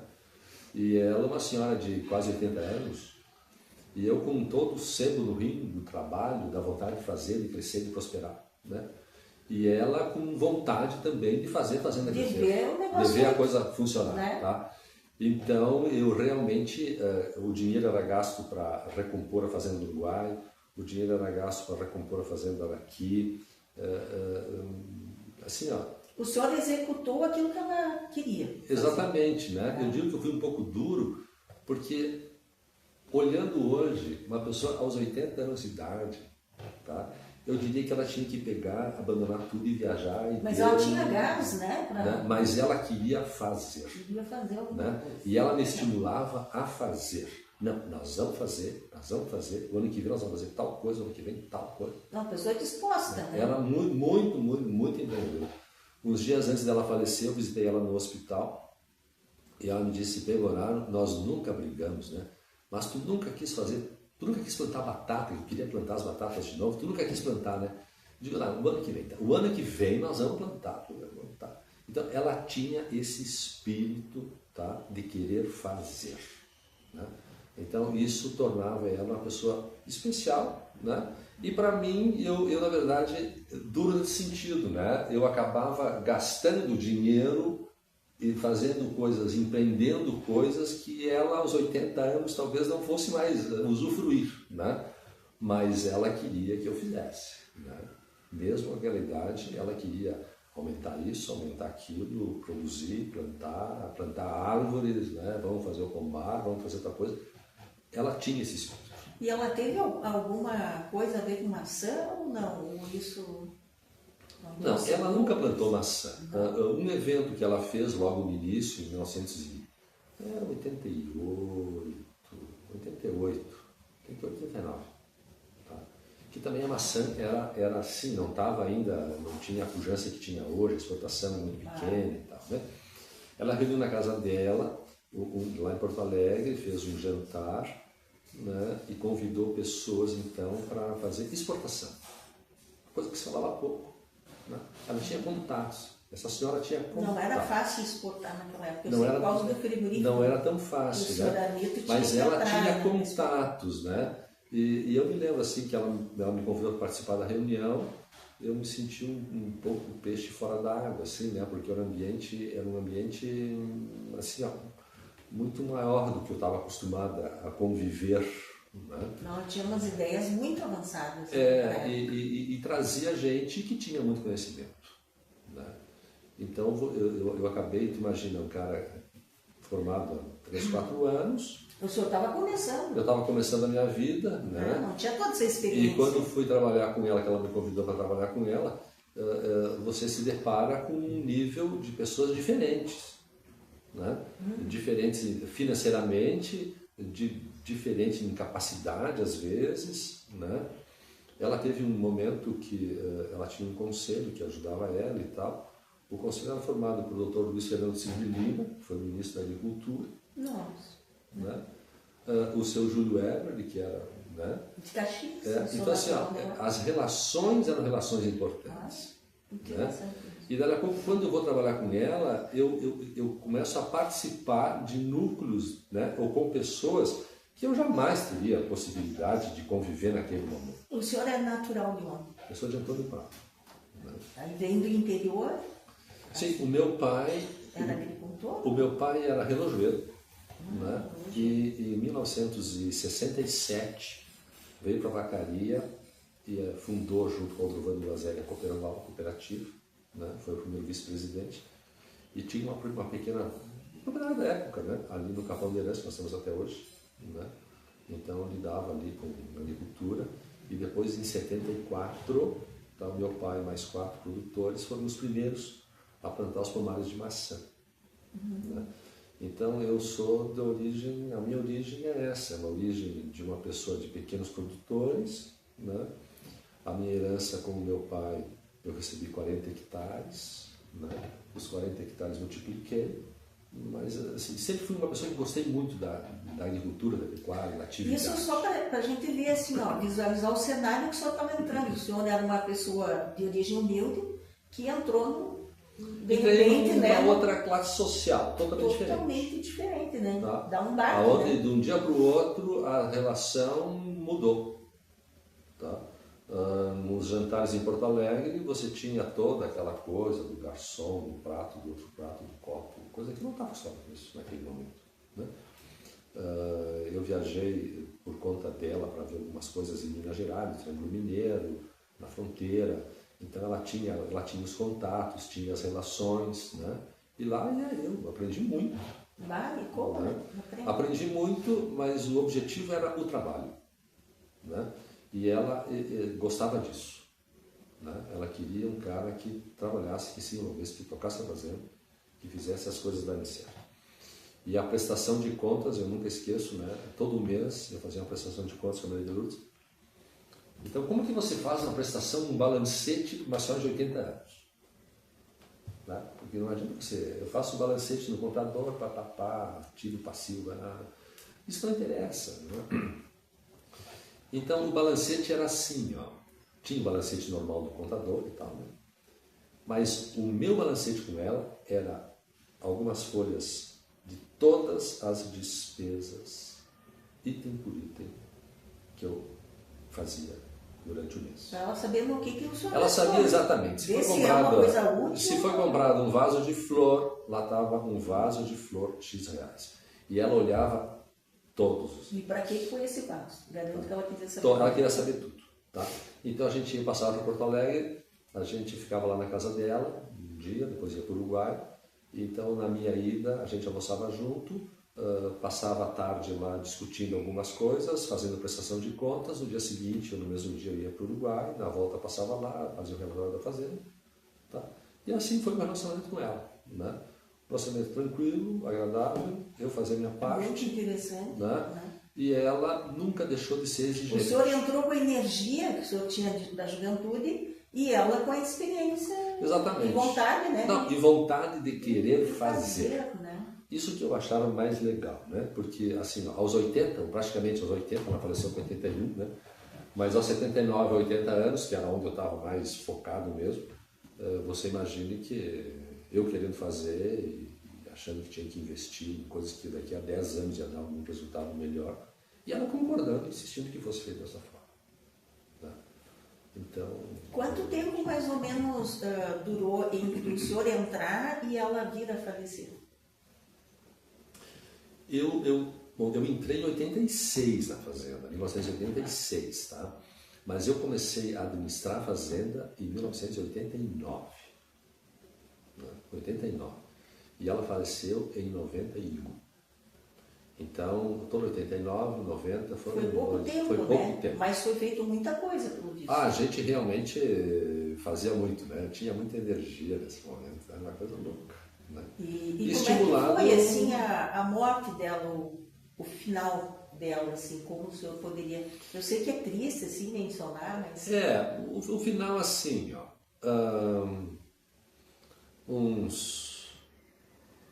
Ela estava um pouco deprimida, uns meses, um ano antes, mais ou menos, ela estava um pouco deprimida e tal. Aí ela quis ir para a Europa. Tinha um casal amigo dela que foi para a Europa. Aí ela convidou uma pessoa para ir junto, porque ela era sozinha, né? Ela convidou uma amiga para ir junto. Ela tinha isso também, ela convidava um amigo para ir, uma amiga para ir, e pagava tudo e pronto, porque a companhia, né? E aí fizeram essa viagem, voltou muito bem e tal. E aí deu um problema ficou doente, depois de uns meses, ficou doente, vai para o hospital. Aí tem um fato muito, muito interessante, né? Porque um belo dia ela me disse: Gregório, eu estou pensando em te incluir no meu testamento. Né? Eu digo: olha, vou dizer o quê, né? Se a senhora acha que quer me dar alguma coisa, eu agradeço. Simplesmente isso. Né? E tá. E ela realmente mudou o testamento. Né? E eu sabia que ela tinha mudado o testamento.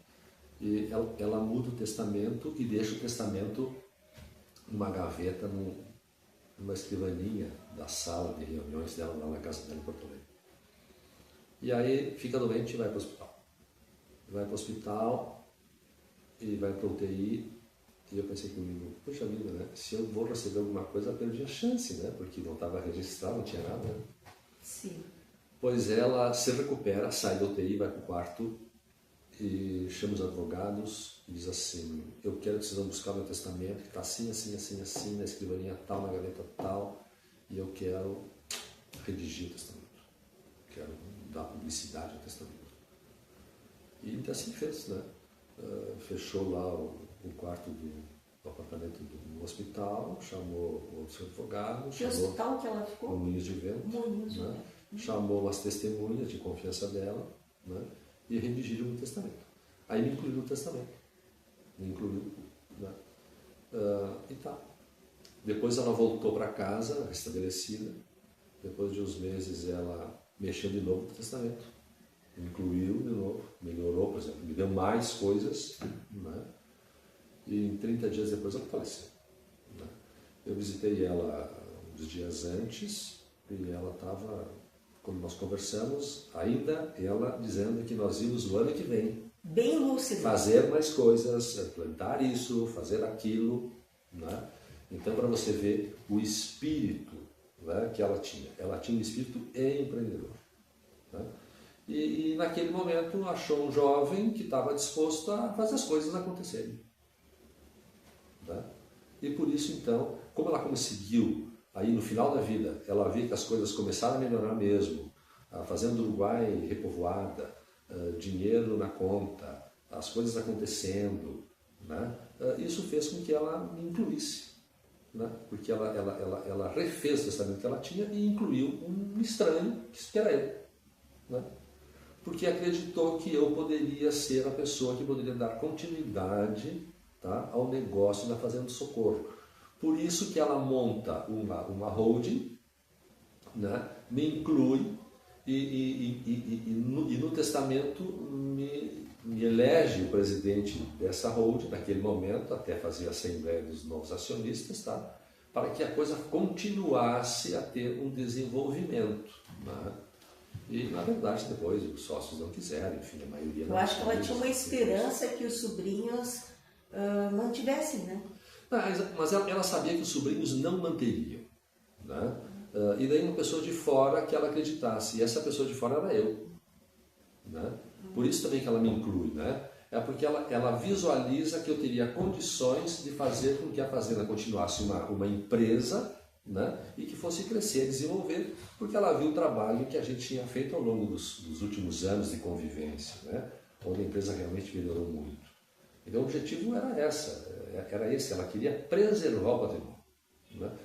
E ela sempre teve a questão da preservação muito presente com ela. Né? Ela buscou guardar peças antigas do tradicionalismo, ela escreveu o livro das fazendas antigas, ela se preocupava com o histórico né, de tudo isso. Ela tinha esse lado da preservação, né? Fazia parte dela isso. Né? E também fazia parte dela continuar com uma propriedade grande, porque era uma propriedade grande, né? E que fosse uma referência. Né? Isso também era uma coisa que ela queria que continuasse.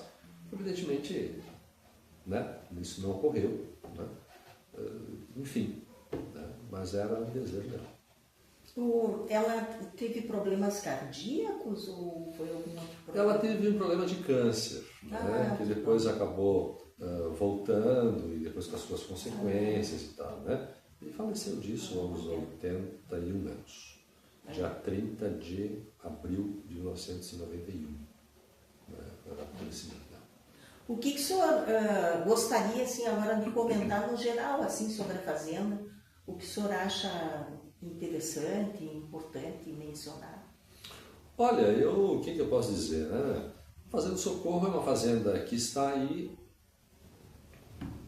hoje acho que mal cuidada, né?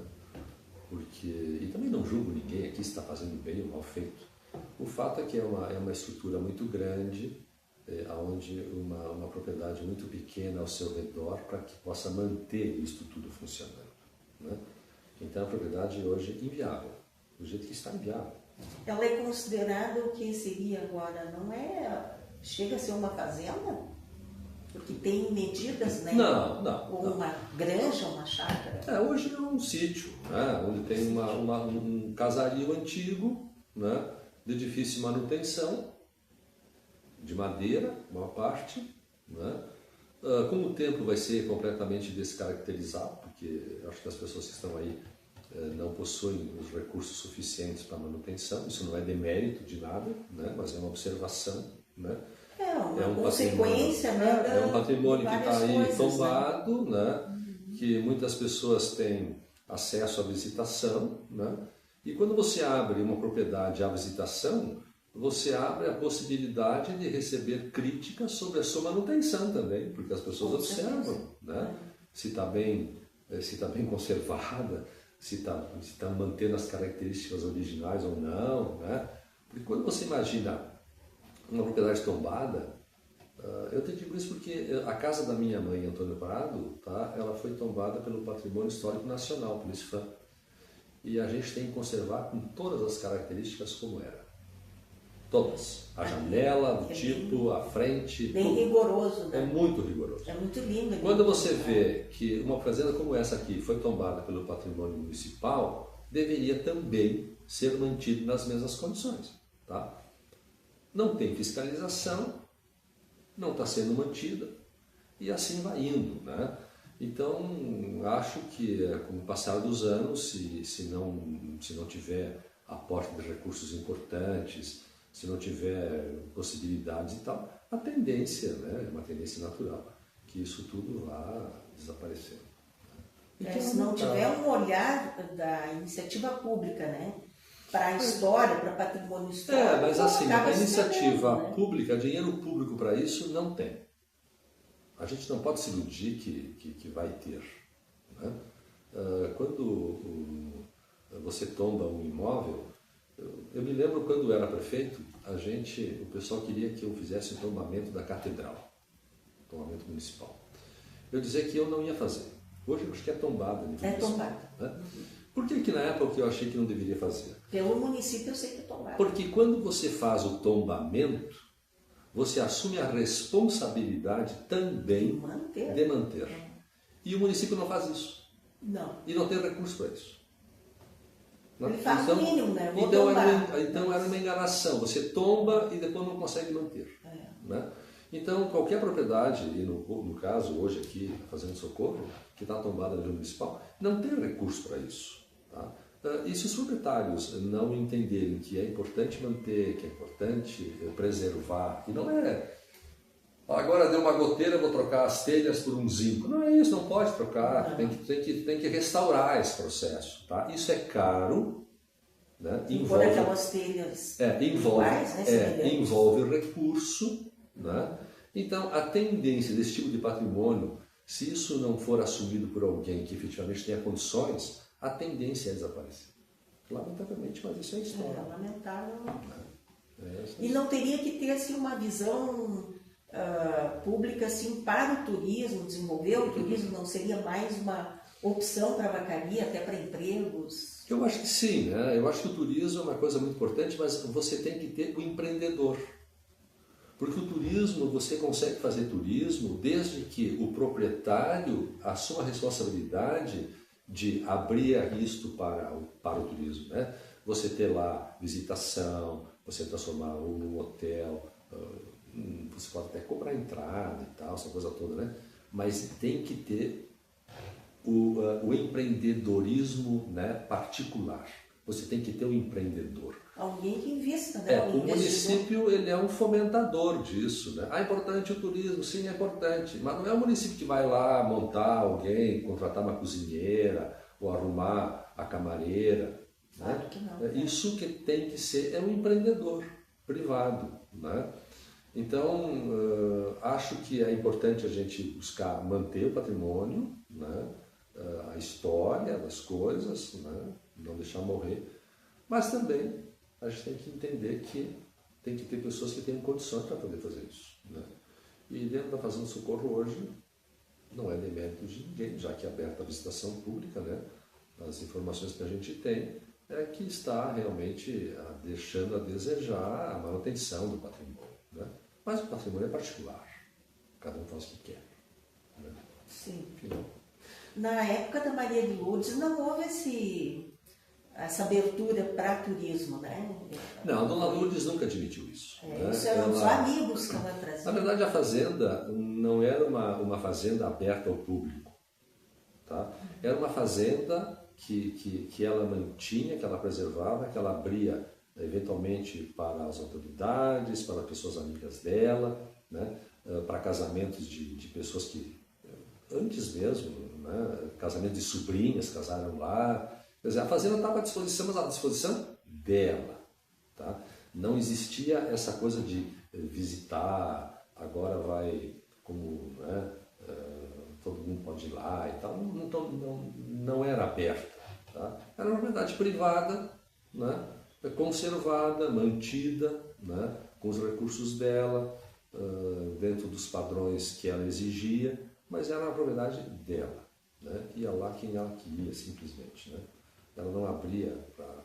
Era de cunho privado. Era de cunho privado, né?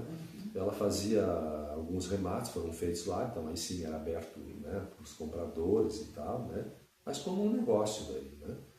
E a gente também, quando fazia os remates, um dos objetivos que ela dizia era o seguinte: bom, o remate para mostrar o nosso gado, vender, fazer um negócio, tá? Mas também, em função do remate, você tinha que organizar toda a fazenda. Você tinha que, se tivesse uma tábua fora do lugar, já tinha que arrumar e tal. Então era uma forma de manter, né? Ela não admitia, né, hoje vendo como ficou, né, de forma nenhuma, né, abrir ao público. Não. Era tudo muito, muito organizado, tudo muito ajeitado, né? O senhor quer mencionar alguma coisa sobre a marca? O senhor me mostrou alguns documentos ali da marca, né? E eu tive comparando ali, a fazenda foi comprada por Marcos Flores em 1903, né? Os documentos que o senhor me apresentou é anterior a isso, né? Essa marca é uma marca uruguaia, né? Essa marca, pena que eu não trouxe hoje, mas é uma marca de 1840 e poucos, no Uruguai, na província de Paysandú, ela está registrada. Essa marca era de um bispo, né? Porque o pai da Maria de Lourdes, tá? Ele era uruguaio, né? Então você tem uma relação com o Uruguai e recebe a marca de um bispo. Mas a marca é uma marca muito antiga, uruguaia. Eu acho que antes dele adquirir, então, a fazenda, né? Antes, muito antes. Porque Imagina ele que a marca... adquiriu em 1903, né? A marca... Antes da Maria de Lourdes nascer, ele adquiriu. Sim, a marca estava em mãos dele desde 1870 e poucos, 80 e poucos. Né? Eu tenho esses documentos que o senhor me forneceu, vai aparecer daí no... Então Dá teria pra que só eles checar confirmarem a data, tá? Mas ele compra a fazenda em 1903, né? Mas a marca é anterior. Aí ele registra a marca aqui, né? Mas a marca lá do departamento de Paysandú, desse bispo, então, que dá para ele, né, essa marca. Então é uma marca muito, muito antiga, né? Então, será que ele já pensava assim, em pôr o nome Fazenda do Socorro? Porque tem um F e um S? Não. A Fazenda do Socorro, você tem uma que tem dois motivos, né?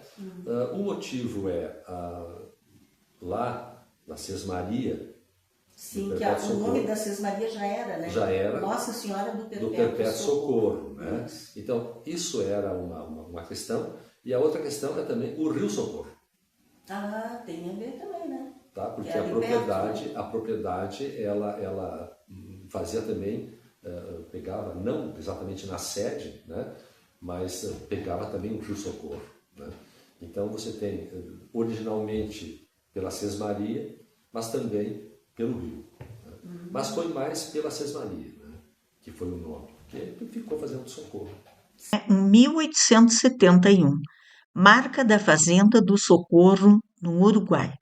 Então, esse é um documento que mostra o Registro Geral número 14.470, livro 15, folha 4, Departamento Paissandu, Montevidéu. Então, fica no Uruguai. 8 de janeiro de 1884. A marca existe desde 1871, segundo esse documento, e é assinado por El Director. Nós não conseguimos ali decifrar a assinatura, né, para dizer o nome de quem assinou, mas esse é um documento, né, comprovando o registro da marca em nome de Marcos Flores de Noronha, né? E dá para observar que o Noronha está escrito em espanhol. Tem um tio em cima do N, Noronha. Não é NH, e sim tio e N, né? Marcos Flores de Noronha. Então, teria nascido Marcos Flores de Noronha no Uruguai? Fica essa questão. Não temos absoluta certeza, né? Que ano teria nascido Marcos Flores de Noronha, já que o registro é de 1884 dessa marca, da Fazenda do Socorro. E a marca já é existente desde 1871, segundo esse documento, que é totalmente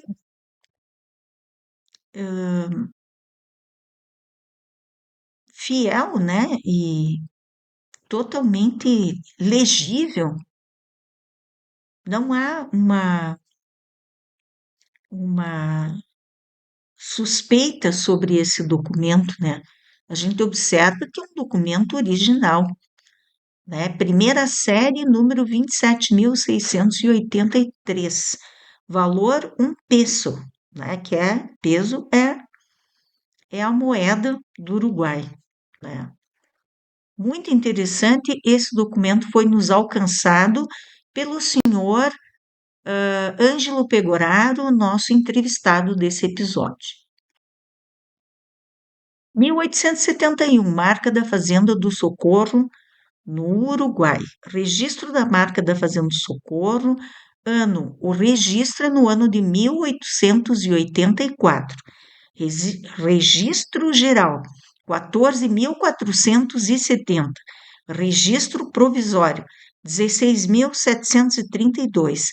Proprietário, Marcos Flores de Noronha. Noronha em espanhol. Contadoria de la República. Então, La República del Uruguai, né? Já que Montevidéu é a capital do Uruguai. Então, dá para ver perfeitamente ali esse símbolo, e no texto que vem abaixo, em espanhol, diz que a marca pode ser maior ou menor, desde que respeite o traçado desse quadriculado. 1871, marca da Fazenda do Socorro, no Uruguai. Bom, aí vindo essa marca do Uruguai, nós temos um primeiro documento aqui em Vacaria, né? Esse documento agora que vos apresento é do Estado do Rio Grande do Sul, Intendência Municipal de Vacaria. O recibo para registro da marca de sua propriedade, ou seja, de Marcos Flores de Noronha, para utilizar em sua fazenda adquirida em 1903, 8 anos após a sua aquisição, Prefeitura Municipal de Vacaria, Rio Grande do Sul, 2 de março de 1911. assinado pelo tesoureiro. Então, aí tem um documento com uma taxa que foi paga para registro da marca da propriedade em nome de Marcos Flores de Noronha. Agora, o Noronha está escrito em português, com NH, né? Marcos Flores de Noronha está bem legível, é irrefutável o documento e mostra ali, então, que em 2 de março de 1911, o senhor Marcos Flores de Noronha registra a marca na Intendência Municipal de Vacaria. Ainda não é município de Vacaria, e sim Intendência Municipal de Vacaria, né? Ainda é outra denominação, né? Bem interessante mesmo, bem interessante mesmo. Mostra ali que pagou o imposto sem multas, né? Intendência Municipal. Está ali, 1911. Então, Marcos Flores registrou aqui em Vacaria em 1911. Comprou a fazenda em 1903, mas ele tinha essa marca já no Uruguai em 1884, o registro da marca. Lembrando que a marca existe desde 1871. Sendo que Dom Feliciano deu essa marca para Marcos Flores de Noronha. O Dom Feliciano teria dado a marca antes de vir aqui para Vacaria, teria dado em 1871 a marca para Marcos Flores de Noronha. Se foi Dom Feliciano que deu essa marca, ela teria sido em 1871 em Montevidéu? Fica esta questão, né? São questões que nós deixamos aí para refletirmos. Bibliografia Noronha, Maria de Lourdes, manuscritos fornecidos pelo guardião de seu acervo, Laurindo Costa dos Santos. Pinto, Lourdes Noronha, Antigas Fazendas do Rio Grande do Sul. Fundação Moinho Santista, Ciência, Letras, Artes, 1989. Pinto, Lourdes Noronha, Europa nos anos dourados. Diário de uma viagem ao Velho Mundo nos anos 50. Porto Alegre, Rio Grande do Sul, Graphic Offset, 1990. Borges, Maria Nelly Ferreira, Abreu, Marcelo Fauro e outros. CD, Tropeirismo, Universidade de Caxias do Sul, Campus Vacaria, Rio Grande do Sul, autorizado por Glaucir Ferreira Borges, filho da autora Maria Nelly, e Universidade de Caxias do Sul, Marcelo Fauro. Todos, então, autorizaram o uso desse brilhante CD de iniciativa da professora mestra Maria Nelly Ferreira Borges. Entrevistado, Ângelo Pegoraro.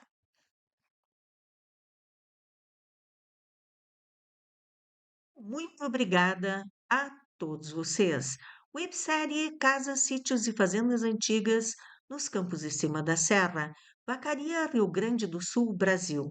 Canal YouTube HL História Legal. Proprietária Isabel Carneiro de Almeida. E-mail historialegal2022@gmail.com. Instagram História Legal 2022. Não esqueça de seguir também a nossa página no Instagram. Lá tem todas as capas e todos os vídeos contando as belíssimas histórias dos campos de cima da serra, para o canal YouTube HL História Legal. Créditos: autora Isabel Carneiro de Almeida, filmagem, fotografia, edição de vídeo, narração e escrita. Ficha técnica do CD Tropeirismo. Ficha técnica. Os textos produzidos têm por base o trabalho de Silva, Adriana Fraga, Estratégias Materiais e Espacialidade, uma arqueologia da paisagem do tropeirismo nos campos de cima da serra, Rio Grande do Sul, Porto Alegre, PUC 2006.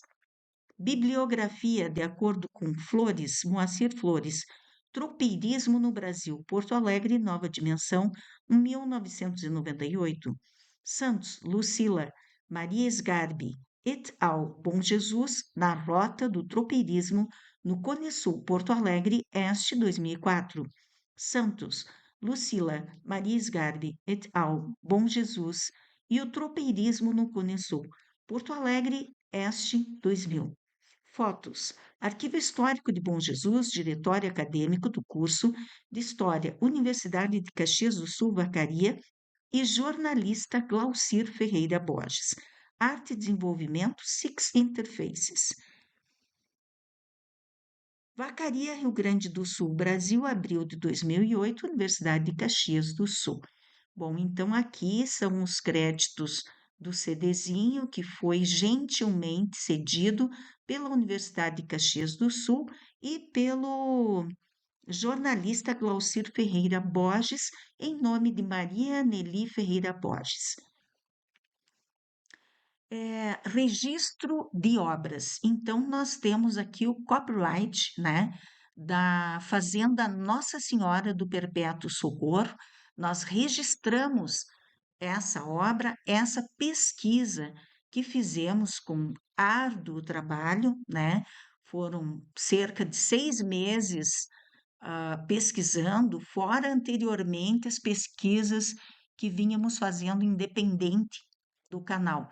Mas os últimos 6 meses de pesquisas foram muito intensos e nós decidimos então fazer o copyright da obra dos 9 episódios referentes à pesquisa da Fazenda Nossa Senhora do Perpétuo Socorro. Então, isso significa que se alguém quiser utilizar a pesquisa, precisa falar conosco a respeito dos direitos autorais. E temos então ali a nossa sinalização que ainda temos alguns exemplares do livro O Frigorífico Vacariense nos Campos de Cima da Serra, 1964-1997. Pode ser adquirido pelo WhatsApp 51996 8990 85. PDF R$ 25, físico R$ 50. Websérie Casas, Sítios e Fazendas Antigas nos Campos de Cima da Serra, Vacaria, Rio Grande do Sul, Brasil, para o canal YouTube HL História Legal.